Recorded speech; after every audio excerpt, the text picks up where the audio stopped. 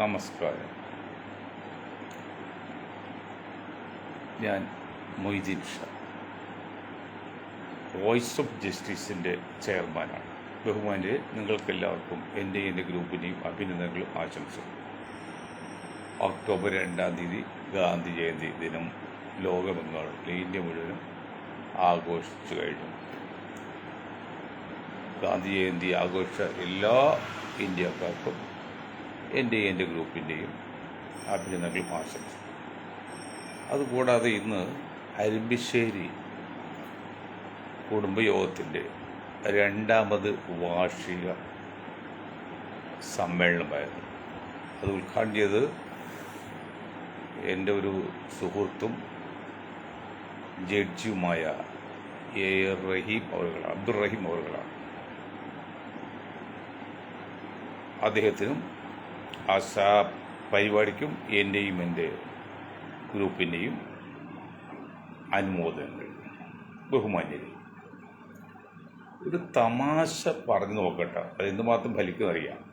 നമ്മുടെ ശ്രീമാൻ KT ജലീലില്ലേ, ജലീൽ ആ മുസ്ലിം ലീഗിൽ നിന്നുകൊണ്ട് കുഞ്ഞാക്കായും ഗ്രൂപ്പും ഒതുക്കിയപ്പോഴേ ഏതാനും വർഷങ്ങൾക്ക് മുൻപ് എറണാകുളം റെസ്റ്റ് ഹൗസിൽ വെച്ച് ഞാനും ശ്രീമാൻ ജലീലുമായിട്ട് ഒരു 1.5 മണിക്കൂർ സംസാരിച്ചു.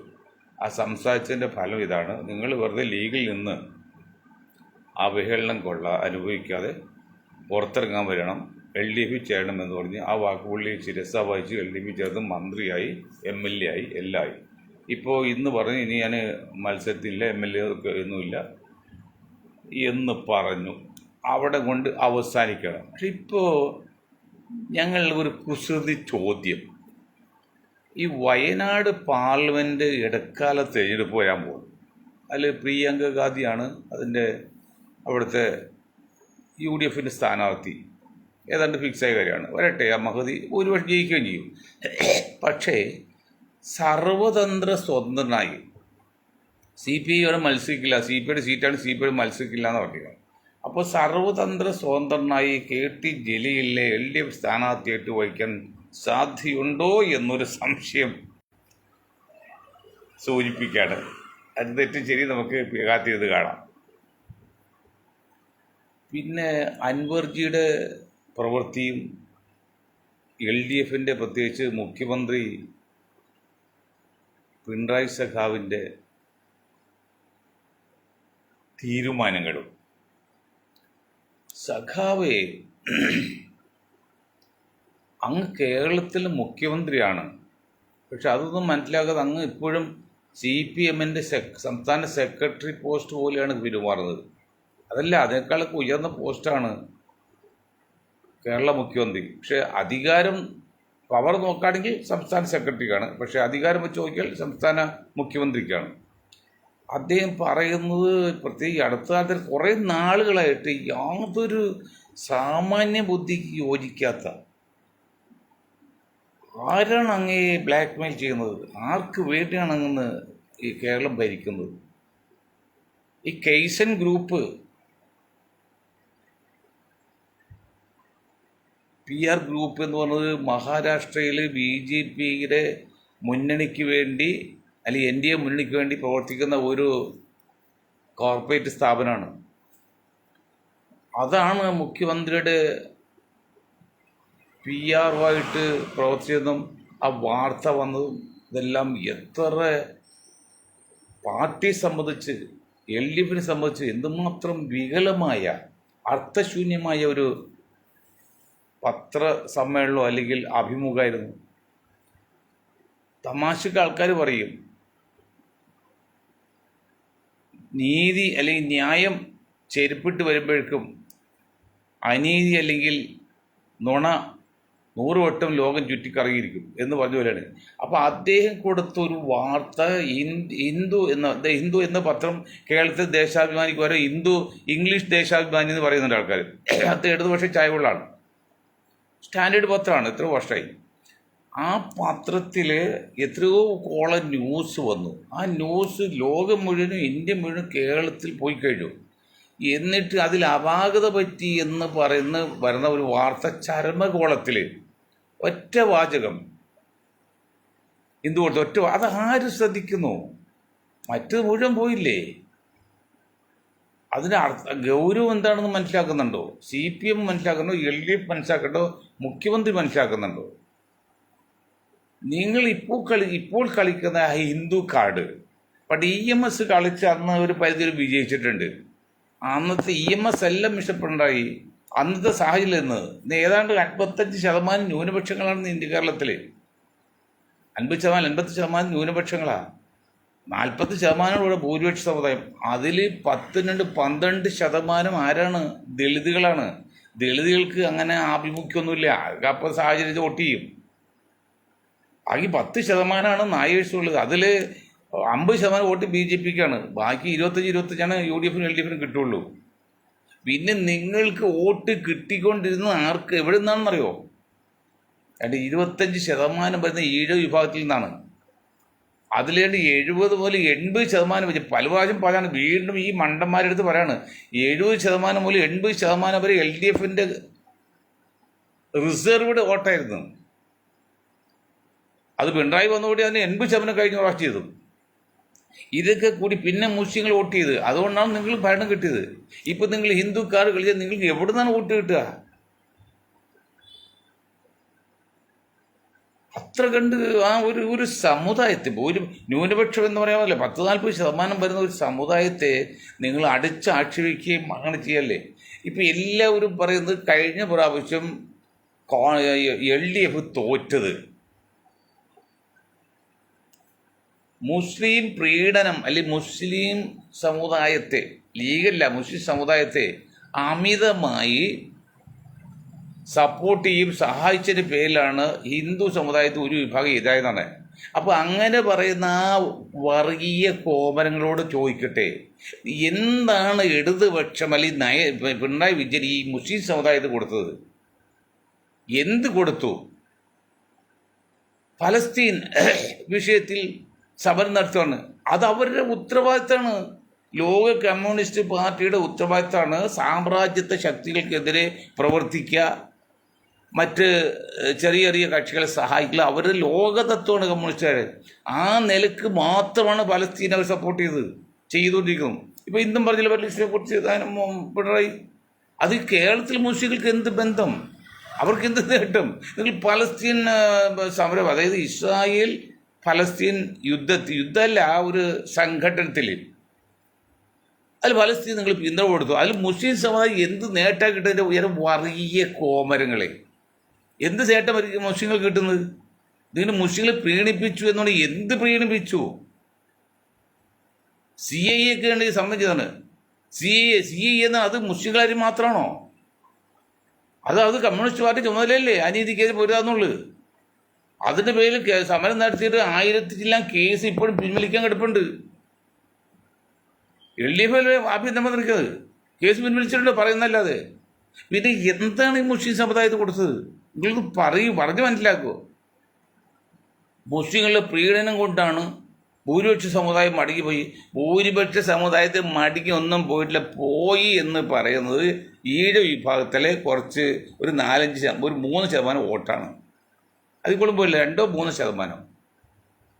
3% പറഞ്ഞാൽ ടാറ്റ പറഞ്ഞറിയോ?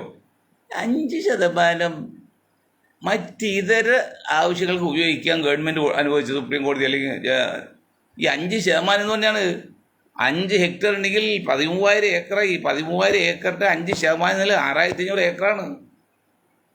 പറയുമ്പോൾ 5% 6,500 ഏക്കറാണ്. അതാണ് അവിടെ ടൂറിസ്റ്റോ റിസോർട്ടോ വേണമെങ്കിൽ എന്ത് ചെയ്യാൻ നിയമം ഉണ്ടാക്കി സുപ്രീം കോടതിയും കേന്ദ്ര ഗവൺമെൻറ് കൊടുത്തത്.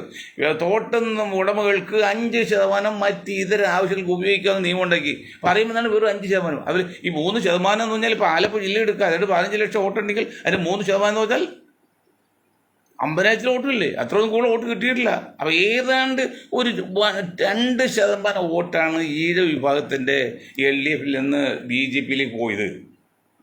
അതെന്താ കാരണം? പിണറായി സഖാവേ, ശശി സാറേ, ബാലൻ സാറ് കാര്യം പറഞ്ഞല്ലോ. സഖാവ് P. ബാലൻ ഇപ്പം ഹിന്ദു എന്ന് കേട്ടുകൊണ്ടാണ് അൻവറിന് ഇങ്ങനെ ഹാലളിക്കുന്നത്. ഏടോ സഖാവ് P. ബാലൻ, നിങ്ങളൊക്കെ മനുഷ്യനാണ്. അൻവർ നിങ്ങളെക്കാൾ മുമ്പ് രാഷ്ട്രീയത്തിൽ ഇറങ്ങിയ രാഷ്ട്രീയ പാരമ്പര്യമാണ്, കോൺഗ്രസ് സംസ്കാരമുള്ളതാണ് അൻവറുടെ കുടുംബം. അദ്ദേഹം നിസ്സാരക്കല്ല വിദ്യാഭ്യാസമുള്ള ആളാ. ഇത് ഹിന്ദു എന്ന് കേട്ടാൽ ഹിന്ദു പത്രം ഹിന്ദുക്കളിലാണെന്നോ ഹിന്ദു നെയ്മാണെന്ന് ചിന്തിക്കുന്നെങ്കിൽ നിങ്ങളുടെ ആ ചിന്താഗതി വിലയിരുത്തലും എത്ര മോശമായ രീതിയിൽ, എത്ര ചെറിയ രീതിയിലാണ് ചിന്തിക്കുന്നത്. ഒരു സാധാരണ ഒരു കാക്കയോട് പറയുന്നത് ചിലപ്പോൾ മനസ്സിലാക്കാം, ഹിന്ദു കേട്ടാൽ ഒരു ഹിന്ദു അത് ചോദിക്കും. ഇത് അൻവറെ പോലെ MLA 2 പ്രാവശ്യം MLA ആയ അദ്ദേഹം വിദ്യാഭ്യാസമുണ്ടോ, ഗ്രാജുവേഷൻ കഴിഞ്ഞ ആളാണ്, സമ്പന്നനാണ്, സൗന്ദര്യമുള്ളതാണ്, പാരമ്പര്യമുള്ളതാണ്. നിങ്ങൾ ബാലിനെ പോലെ പാരമ്പര്യമുള്ളതല്ല, പാരമ്പര്യമല്ലാത്ത ആളല്ല. ഞാൻ സാമ്പത്തികമായിട്ടാണ് കേട്ടോ, അല്ലാതെ മറ്റു കാര്യത്തൊന്നും അല്ല വന്നത്. ഇത് പാരമ്പര്യമുള്ള പണക്കാരനാണ്. അപ്പോൾ ഹിന്ദു എന്ന് കേട്ടാൽ അയാൾ അങ്ങനെയൊക്കെ ആക്ഷേപിക്കുമ്പോഴേ കുറച്ചൊക്കെ നിങ്ങൾ മാത്രമല്ല അരിയാഹാരം കഴിക്കുന്നവരും വേറെ ഉണ്ട് കേരളത്തിൽ എന്ന് നിങ്ങൾ ചിന്തിക്കണം. അതുപോട്ടെ. അപ്പോൾ അങ്ങനെ വന്നപ്പോൾ എന്താ ചെയ്തത്? 2% വോട്ട് മാറ്റി ചെയ്ത്. 2% വോട്ട് മാറ്റി ചെയ്യാൻ കാരണം എന്താ? കഴിഞ്ഞ പ്രാവശ്യം എല്ലാം അന്ന് പിണറായി സഖാവ് പറഞ്ഞു ഞങ്ങൾ ചിഹ്നം നോക്കി വോട്ട് ചെയ്യുന്നത്, അല്ല പേര് നോക്കുന്നില്ല. ഇപ്പം അദ്ദേഹം പറഞ്ഞു ഞങ്ങൾ ചിഹ്നം നല്ല നോക്കുന്നത്, ഇപ്പം പേര് നോക്കുന്നത്. അല്ലേ, 25% ഈഴ വിഭാഗത്തിൽ നിന്ന് നിങ്ങൾ 20 മന്ത്രിമാരിൽ എത്ര പേര് കൊടുത്തിടോ പിണറായി സഖാവേ? LDF മുന്നണി ഉപയോഗിക്കുകയാണ്. അത് 10% വിഭാഗം നിങ്ങൾ 11 ചീഫ് വിപ്പ് ഉൾപ്പെടെ അല്ലെങ്കിൽ ഡെപ്യൂട്ടി സ്പീക്കർ ഉൾപ്പെടെ 11 പേരെ കൊടുത്തിട്ടില്ലേ? അവർ ജനസംഖ്യത്തെ 10% ഉള്ളൂ കേരളത്തിൽ. 25% 3-4 പേരും ഇല്ലെന്ന് എനിക്ക് കൊടുക്കും. അവർ വേറൊരു 10-40% വർക്കൗട്ടില്ലോ.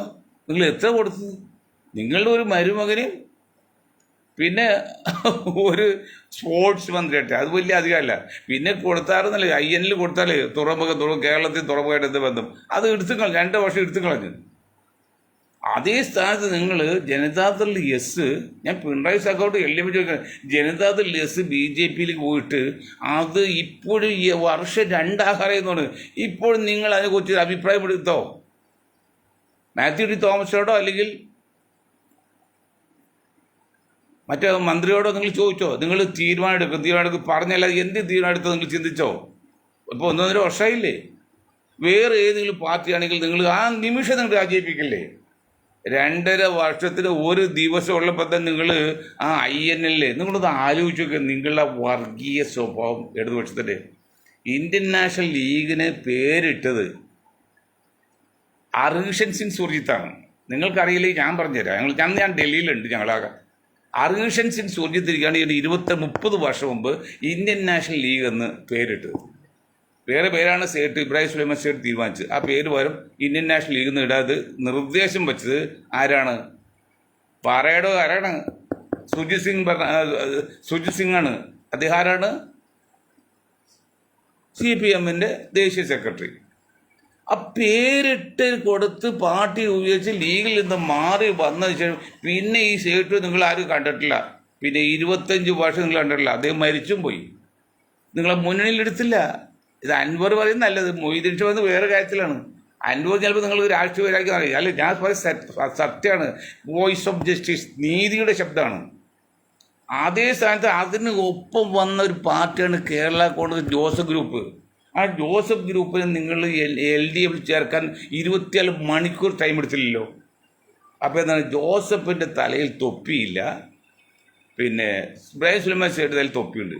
ഇബ്രാഹിം സുലൈമാൻ സേഠ് ആരോടോ CPM ലോകം അറിയുന്ന നേതാവാണ്, നിഷ്കളങ്കനാണ്. അദ്ദേഹം മുസ്ലിമായി നല്ലത് വേറെ ഒരു അയോഗ്യത കേൾക്കില്ല. ഒരു സമ്പത്താളോ അഴിമതിക്കാരൊന്നുമല്ല, പെണ്ണുടിയൊന്നുമല്ല. എന്നിട്ട് നിങ്ങൾ 27 വർഷം കൂടെ നടത്തിയ ശേഷമാണ് പിന്നെ പേര് നിങ്ങൾ ചേർത്തിട്ട് നിങ്ങളുടെ കള്ളക്കളി കണ്ട് ആ 2 വർഷത്തേക്ക് മന്ത്രിസ്ഥാനം കൊടുത്തിട്ട് എന്ത് ചെയ്ത് ആ 2 ഗ്രൂപ്പാക്കി കളിച്ച്. പിണറായി സഖാവ് വിചാരിച്ചു ഒരു ഫോൺ കോൾ പോരെ ആ ഗ്രൂപ്പ് യോജിപ്പിച്ച് കൂടെ നിർത്താൻ. നിങ്ങൾ സമ്മതിച്ചോ? അപ്പം ശക്തിയാകും. അപ്പം DMS പറഞ്ഞ് ഞങ്ങൾ ഒറ്റക്കുറ്റു ആ ഗ്രൂപ്പായിട്ട് വരണ്ടാന്ന്. CPMന്റെ ഈ ന്യൂനപക്ഷ പ്രേമ ഞാൻ പറയുന്നത്. അതേ സ്ഥാനത്ത് ഈ PT റഹീം കൂടി ഒരു പാർട്ടി ഉണ്ടാക്കി, നാഷണൽ സെക്യുലർ കോൺഫറൻസ്, NSC. ഞാൻ സീനിയർ വൈസ് പ്രസിഡന്റ് ആയിരുന്നു. അപ്പോൾ ഞങ്ങൾക്ക് കൂടി തീരുമാനിച്ചു മുസ്ലിം ലീഗ് ഒഴിച്ചു ബാക്കി എല്ലാ അണ്ടനെ അടക്കം കൂട്ടിയിട്ട് ഒരു പ്രസ്ഥാനം ഉണ്ടാക്കുക. അത് ലീഗ് എന്നല്ല, നാഷണൽ സെക്യുലർ കോൺഫറൻസ് ആണ് ഉണ്ടാക്കുക. അത് നിങ്ങൾ സമ്മതിച്ചില്ല. അത് സമ്മതിച്ചാൽ നിങ്ങൾ പാർട്ടി വളരെ ശക്തമാവും. അത് റഹീമിന് വേറെ നിർത്തി, മറ്റേ INL വേറെ നിർത്തി, അങ്ങനെ 3-4 കഷ്ടമാക്കി നിർത്തി. ഇപ്പോൾ INL 2 പോയി, ഒന്നുമില്ലാതെ പോയി. അതായത് നിങ്ങളുടെ ഒപ്പം വന്നാണ് കേരള കോൺഗ്രസ് ജോസഫ് ഇപ്പോഴല്ലേ UDF വന്നത്. അത് നിങ്ങളുടെ കൂടെ തന്നെ 24 മണിക്കൂർ നിങ്ങൾ മന്ത്രിയാക്കി മുന്നണി ചേർത്ത് ഒക്കെ എടുത്ത് ഈ ഇന്ത്യൻ യൂണിയൻ മുസ്ലിം ലീഗിനെ തുരങ്കം വെച്ച് അല്ലെങ്കിൽ അവിടെ പിടന്ന് പുറത്ത് വന്നതിന് ശേഷം ഇബ്രാഹിം സുലൈമാനി പാർട്ടി ചേർത്ത് നിങ്ങൾ മുന്നണി ചേർക്കാൻ 27 വർഷമെടുത്തു. എന്ത് ന്യായമാണെന്ന് ബുദ്ധിയുണ്ട് ചിന്തിക്കുക മറ്റുള്ള ജനങ്ങൾ. എന്നിട്ട് ഇപ്പോൾ അവരുണ്ടാകും പ്രസ്ഥാനമുണ്ടോ? കേരള കോൺഗ്രസ് ബിക്ക് കേരളത്തിൽ എത്രയുണ്ട്? ആകെ പത്തനാപുരം ഒരു മണ്ഡലം മാത്രമേ ഉള്ളൂ. ഇന്ത്യൻ നാഷണൽ ലീഗ് എന്ന് പറയുന്നത് ദേശീയ പാർട്ടിയാണ്. സംസ്ഥാനത്ത് എല്ലാ ജില്ലകളിലും എല്ലാ മണ്ഡലങ്ങളിലും 1000, 2000, 3000 വോട്ടുണ്ട്. അവരെ നിങ്ങൾ എവിടെയും വിളിക്കാൻ നോക്കിയോ? വേണ്ട, പോട്ടെ. കടന്നപ്പള്ളിക്ക് എത്ര സീറ്റ് എവിടെയൊക്കെ ഉണ്ട്? വയസ്സ് എത്രയായി? 80-85 വയസ്സായി. എന്നിട്ട് നിങ്ങൾ മന്ത്രിയാക്കി വച്ചുകൊണ്ടിരിക്കുകയല്ലേ? അപ്പം നിങ്ങളുടെ ന്യൂനപക്ഷ പ്രേമം, മുസ്ലിം പ്രേമം എന്ന് പറയുന്നത് വേറൊരു വഞ്ചനാത്മകമായിരുന്നു, തട്ടിപ്പായിരുന്നു. അത് മുസ്ലിം സമുദായം ഇല്ലെങ്കിൽ ഞങ്ങൾ അറിയിച്ചപ്പോൾ അവർ കഴിഞ്ഞ പാർലമെന്റ് ഇലക്ഷനിൽ അവർക്ക് മനസ്സിലായി ഇത് തട്ടിപ്പാണ്. അപ്പോൾ ഈ മുസ്ലിം പ്രീണനം കൊണ്ടാണ് ഹിന്ദു വോട്ട് പോയെന്ന് പറയുന്ന ചില ചില രാഷ്ട്രീയ കുബുദ്ധികളോട് ചോദിക്കുകയാണ്, എന്ത് മുസ്ലിം പ്രീണനമാണ് LDF ചെയ്തത്? 67 മലപ്പുറം ജില്ലാ രൂപീകരണത്തിന് അന്ന് EMS നിൽക്കക്കള്ളിയില്ലാതെ രൂപീകരിച്ചു. അത് നേട്ടാർക്ക? അത് കഴിച്ചാൽ മുസ്ലിം സമുദായത്തിന് വേണ്ടി ഞങ്ങളിതൊക്കെ പറയാൻ കാരണം ആവശ്യമില്ല. അതിനെ കുത്തി ഒരു സമുദായം വളരെ ഒതുങ്ങി മാന്യമായിട്ട് ഉള്ള കഞ്ഞി കുടിച്ച് വയറ് മുറുക്കി ജീവിക്കുകയാണ്. വലിയ പ്രശ്നം പോകാതെ എല്ലാം ക്ഷമിച്ച് അതിൽ ഒരു ശതമാനം തീവ്രവാദമായിട്ട് ഇറക്കിണ്ടായി. അത് പൂട്ടിപ്പോയില്ലോ, നിർത്തിക്കളഞ്ഞല്ലോ. ബാക്കി 99% മുസ്ലിം സമുദായത്തിലെ ആൾക്കാരും ഒതുങ്ങി അവർ ഭൂമിയോളം താഴ്ത്തേക്കാണ്. എന്തറിയോ? പ്രശ്നം ഉണ്ടാക്കും. പ്രത്യേകിച്ച് ഈമാൻ്റെ ഭാഗം എന്നറിയോ? ഭരിക്കുന്ന കക്ഷി അംഗീകരിക്കുക എന്നുള്ളത് ഈമാൻ്റെ വിശ്വാസത്തിൻ്റെ ഭാഗമാണ്. അവർ ഒതുങ്ങിപ്പോണം. അങ്ങനെ ഒതുങ്ങിപ്പോയിട്ടും ഇവിടെ ഒറ്റ അവരുടെ പുറത്തേക്കാരാണ്. അവരാണ് എല്ലാ കുഴപ്പക്കാരെന്ന്. നിങ്ങൾ ഇതിടെ മറ്റ് ഇതര നേതാക്കളെ നിങ്ങൾ ചിന്തിക്കുക, നിങ്ങൾ മനസ്സിലാക്കുക. എന്താണ് ഈ LDF പിണറായി സഖാവ് മുസ്ലിം സമുദായത്തെ പീഡിപ്പിച്ചു? എന്ത് കൊടുത്തു?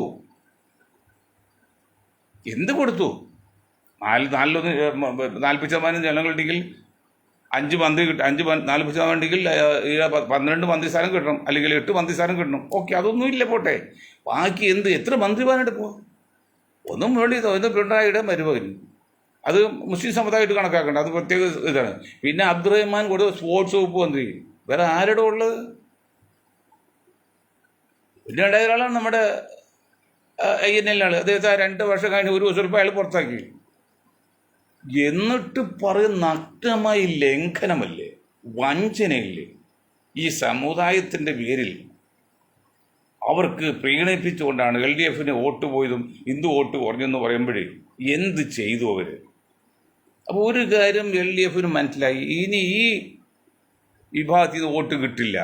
പിന്നെ ഇപ്പോൾ ഒരു പോസ്റ്റർ ഉണ്ട്. ഇപ്പോൾ കലൂർ ഭാഗത്തൊക്കെ ഒരു മുൻ മേയർ ഉമ്മറിൻ്റെ ഫോട്ടോ ഉണ്ട്. കാരണം ഉമ്മറിൻ്റെ ഫോട്ടോ വെച്ച് ഉമ്മറിന് ആവശ്യമുണ്ട്, മരിച്ചു, ഇനിയിപ്പോൾ ഒന്നും കൊടുക്കണ്ടല്ലോ.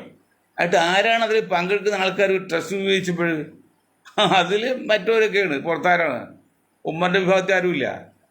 അവർക്ക് നിരീശ്വരവാദികളായ കമ്മ്യൂണിസ്റ്റുകാർ. അവർക്ക് ഇസ്ലാം മതമായിട്ട് എന്ത് ബന്ധം? ഇപ്പം എന്തൊരു പാലൊളി മുഹമ്മൂട്ടി ജനിച്ചേഴ പള്ളി പോലും എനിക്കറിയില്ല. അദ്ദേഹം പിണറായിക്ക് വേണ്ടി വാദിക്കുകയാണ്. മറ്റേ ഉമ്മർ എന്താണ് ഒരാൾ അത്ര വർഷമായി, എല്ലാം 90 വയസ്സ് കഴിഞ്ഞവരാ. ഒരു രക്ഷയില്ല, ഒരു MP ലോ MLO ഒന്നുമില്ല. അവരൊക്കെ മരിക്കാൻ കാലത്തും CPM നിങ്ങൾ അനീതിക്കെതിരെ പൊരുതുന്ന കമ്മ്യൂണിസ്റ്റ് പാർട്ടി എന്ന് വെച്ചാൽ അനീതിക്കെതിരെ പൊരുതുന്ന ഒരു മഹത് സംഘടനയാണ്. അതിൽ CPM പ്രത്യേകിച്ചും. ഇവിടെ എന്താ ചെയ്തത്? നിങ്ങൾ അറിയുന്നില്ല എന്താണ് കേരളം നടക്കുന്ന അറിയുന്നില്ല. PR ഒക്കെ വെച്ച് ചെയ്യേണ്ട ഒരു കാര്യമുണ്ടോ? മുഖ്യമന്ത്രിക്ക് ഒരു പത്രസേവന അനുഭവം നടത്തണമെങ്കിൽ ഒരു ഫോൺ കോൾ മതി. ആ PR പ്രസ് സെക്രട്ടറി അല്ലെങ്കിൽ ഓഫീസ് സെക്രട്ടറി വിളിച്ചു പറഞ്ഞാൽ മതി. ഇത് ഡൽഹി പോയി ഇംഗ്ലീഷ് പദ്ധതി കൊടുത്ത് ആർക്ക് വേണ്ടിയാണ്? നാളെ അത് എങ്ങനെയാണ് മിസ്യൂസ് ചെയ്യാൻ പോകുന്നത്? ഞാൻ ഒരു കാര്യം പറഞ്ഞു പിണറായി സഖാവിനോട്, കഴിഞ്ഞ പ്രാവശ്യം അച്യുതാനന്ദന് വാക്ക് പറഞ്ഞത്, ആ വാക്ക് എവിടെ ചെന്ന് കൊണ്ട് അച്യുതാനൻ ഇപ്പോൾ ഒന്നുമില്ല, സുഖമില്ല, അതുപോലെ ഇരിക്കുകയാണ്, നാളെ പോകാൻ തയ്യാറായിരിക്കുകയാണ്. ഇപ്പോൾ പിണറായി സഖാവ് ഇന്നലെ നാളെ പോകും. പക്ഷെ നിങ്ങൾ ചെയ്തു വച്ചിട്ട് പോകുന്നതിൻ്റെ പരിണിത ഫലം, സൈഡ് എഫക്റ്റ്, അത് പാർശ്വഫലം അനുഭവിക്കുന്നത് നിരപരാധികളായ ഒരു വിഭാഗം ജനതയാണെന്നേ. അത് നിങ്ങൾ കൂട്ടിവെക്കാൻ പാടില്ല. എന്തുകൊണ്ട്? നിങ്ങൾ കമ്മ്യൂണിസ്റ്റുകാരാണ്, അവർ സ്നേഹത്തിൻ്റെ ആൾക്കാരാണ്, പാവപ്പെട്ടതിൻ്റെ ആൾക്കാരാണ്, അനീതിക്കെതിരെ പൊരുതുന്ന ഒരു പടവാളാണ് കമ്മ്യൂണിസം. ആ കമ്മ്യൂണിസത്തെയാണ് ഹൈജാക്ക് ചെയ്ത് സംഘപരിവാറിൻ്റെ കയ്യിലേക്കും മറ്റേ കോർപ്പറേറ്റ് കയ്യിലേക്കും കൊടുത്തിരിക്കുന്നത്. ശരിയാണോ സഖാവ്? ഇത് അൻവർ കാര്യം വിട്ടുകള. അൻവർ പറഞ്ഞ വിഷയങ്ങളിൽ എന്തെങ്കിലും കഴമ്പുണ്ടോ എന്ന് നിങ്ങൾ അന്വേഷിച്ചോ?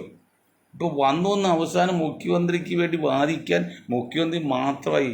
അവസാനം മുഖ്യമന്ത്രി മരുമകനും വന്നു. വേറെ ഒരു മന്ത്രിമാരും ഈ PR കുറിച്ച് പറയില്ല. അവർ വന്ന് അങ്ങനെ പാർട്ടി കൊടുത്തിട്ടില്ല, ഒരു PR അനുഭവിച്ചിട്ടില്ല. പിന്നെ എങ്ങനെ മുഖ്യമന്ത്രിയുടെ പ്രസ് കോൺഫറൻസ് ഈ പറഞ്ഞ അഭിമുഖത്തിൽ ആ മുറിയിൽ ഒരു ഈച്ചക്കോലും കയറിയെങ്കിൽ പോലീസ് സപ്പോർട്ട് വേണം. അപ്പോൾ ഈ രണ്ടുപേര് എങ്ങനെ അകത്ത് കിടന്നു? ആരാണ് സുബ്രഹ്മണ്യം? എങ്ങനെ വന്നു? ഇതൊക്കെ ചിന്തിക്കണ്ടല്ലേ? മുഖ്യമന്ത്രി പൊതു സ്വത്തല്ലേ? മുഖ്യമന്ത്രിയുടെ ജീവന് വലിയ വിലയുള്ളതല്ലേ? ആ ജീവന് വിലയുള്ള ആ സ്ഥലത്തേക്ക് ഈ രണ്ടുപേര് എക്സ്ട്രാ ആയിട്ട് വന്നു എന്ന് പറയുമ്പോൾ ആരതിൻ്റെ പുറകിൽ കളിച്ചു? മുഖ്യമന്ത്രി ഞങ്ങളുടെ മുഖ്യമന്ത്രിയാണ്, കേരളത്തിലെ മുഖ്യമന്ത്രിയാണ്. ആ മുഖ്യമന്ത്രിയുടെ ജീവനും മറ്റുള്ള സുരക്ഷ ഞങ്ങൾക്ക് കൂടി ഉത്തരവാദിത്തമുള്ളതാണ്. ഞങ്ങൾ എങ്ങനെ ഈ രണ്ടുപേരും ആ മുറിയിൽ വന്നു? ആര് കടത്തി വിട്ടു? ഇതൊക്കെ ചിന്തിക്കേണ്ട കാര്യമുണ്ട്. അപ്പം അതുകൊണ്ട് ഇറാൻ യുദ്ധത്തെ കാര്യമുണ്ട്. അത് നാളെ നമുക്ക് പറ്റുമെങ്കിൽ നാളെ നമുക്ക് രണ്ടു വാക്ക് പറയാം. ഇന്നിപ്പോൾ പറയാൻ സമയമില്ല. അതുകൊണ്ട് സഖാക്കളെ, തെറ്റ് തിരുത്താൻ ഇനിയും അവസരമുണ്ട്. നിങ്ങൾ തെറ്റ് തിരുത്തി നിങ്ങൾ കമ്മ്യൂണിസത്തിൻ്റെ ആ പ്രൗഢിയും ആ മഹത്വവും ആ സാധുജന സംരക്ഷണം എന്ന് പറയും പോലെ അശക്തനോടുള്ള സഹായം ചെയ്യുന്ന ഒരു പ്രസ്ഥാനമായിട്ട് വളരണേ എന്ന് പറഞ്ഞുകൊണ്ട് നമ്മൾ നിർത്താം. ഒരു കാര്യം സൂചിപ്പിട്ടെ, കോടിയേരി ബാലകൃഷ്ണൻ അനുസ്മരണത്തിനൊക്കെ BJP നേതാക്കളെ പങ്കെടുത്തിട്ടുണ്ട്. BJP നേതാക്കൾ പങ്കെടുത്തത് തെറ്റാന്ന് ഞാൻ പറയുന്നില്ല. പക്ഷെ കാര്യങ്ങൾ കിടപ്പ് എങ്ങനെയായി? മഹാരാഷ്ട്രയിൽ ഇലക്ഷന് BJPയുടെ NDAക്ക് വേണ്ടി പ്രവർത്തിക്കുന്ന ഒരു കോർപ്പറേറ്റ് സ്ഥാപനമാണ്, PR സ്ഥാപനമാണ് ഈ പറഞ്ഞ കൈസൺ. അതാണ് ഇപ്പോൾ പിണറായി സഖാവിന് ഡൽഹിയിൽ PR ആയിട്ട് വർക്ക് ചെയ്തിരിക്കുന്നത്. അപ്പോൾ എല്ലാം അപ്പനെല്ലാം ഒന്നായില്ലേ? അത് നിങ്ങളുടെ നാശത്തിൻ്റെ ആരംഭത്തിൻ്റെ അവസാനമാണ്. അങ്ങനെ വരാതിരിക്കട്ടെ എന്ന് പ്രാർത്ഥിച്ചുകൊണ്ട് നിർത്തും. ജയ് ഹിന്ദ്.